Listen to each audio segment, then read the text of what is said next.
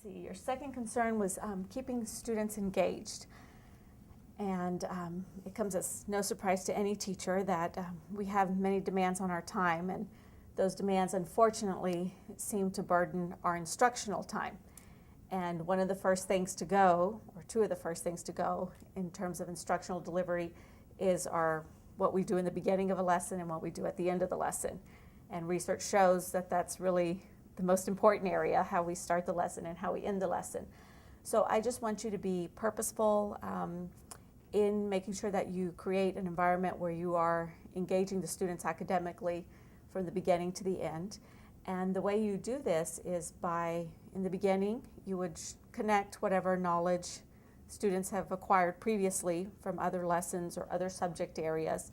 It could be as recent as the day before, or it could be in the past as a semester or a year or something like that, or even from a different subject area.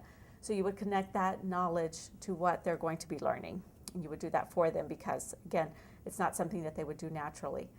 And then second, you would state the objective and try to be very specific with the objective. This is what we're going to learn today and come away with, because that allows the student to stay more focused and actually at least may not acquire all the material you present, but would be more focused and at least acquire that material that you presented if it's stated in a way that that it's an objective that they can fulfill. Third, you would deliver your instruction as you normally would, so whether it's direct instruction, small group instruction, cooperative group instruction, inquiry-based, no matter what it is, just your natural course of delivery is perfectly acceptable. And then at the end, just purposely close the lesson for them. And so you reiterate those prior learning connections, that prior learning schemata. You connect those for them. You remind them what the objective was and remind them how they've come away with that, having fulfilled that objective, and you bring it to closure for them. And this will help, especially English language learners, be able to make sure that they understand how the connections are made. They'll be able to hear that oral language again as well, and it'll really reinforce things for them. Do you think that might work in your classroom? I think with this particular topic with range of motion, I think that I could certainly bring in some previous knowledge that they've learned actually last semester and even just the day before. Another thing that I'm thinking of as you're speaking, I could actually even ask the students themselves, do they have some range of motion issues that they're dealing with? I have a lot of athletes in my class. I have a student who plays softball. I have students who play football, do powerlifting, that sort of thing. And then also, do they have family members that struggle? Do they have grandparents or moms and dads that struggle with some range of motion issues that they could talk about in class as well? Okay, that'll be excellent, because not only are you connecting to prior knowledge, but you're also connecting to personal life experiences, which is actually what makes learning more meaningful for them.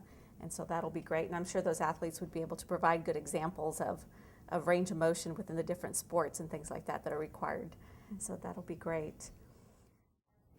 At the start of the class, you will see Sandra use principles for engaged academic time.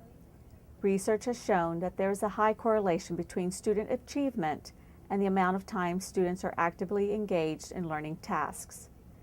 Using the engaged academic time means that academic time is maximized and non-instructional events are minimized in a systematic and engaging way so that students are learning.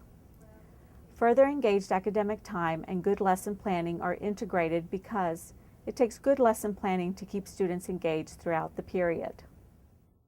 I'd like to read this slide for me. Oh, no. I will. Okay, Quincy? ROM exercises. ROM. Okay, from our medical terminology, what do you guys remember about ROM? Mamie?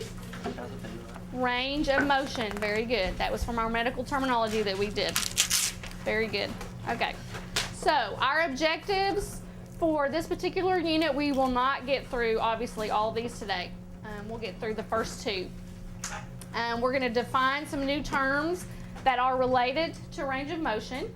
We will be naming and describing some complications of extensive inactivity. What does that mean, Matt?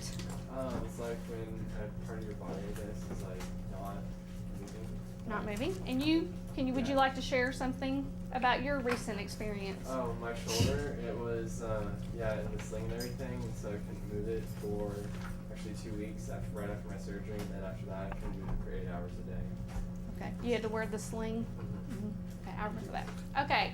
We also will be naming and describing major movements that are involved in range of motion. We will be differentiating between 4 types of range of motion exercises. We will be listing some basic rules and principles for performing range of motion exercises, and we will actually be demonstrating proper movements of joints. The principles specific to engaged academic time are to begin with the lesson immediately after the bell rings.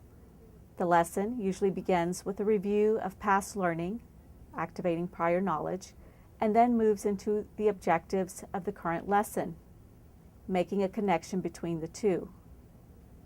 Presentation of lesson content begins by maximizing student interest and involvement through either a direct instruction approach, inquiry, or interactive format. The key issue is to keep students actively engaged in learning, regardless of the format.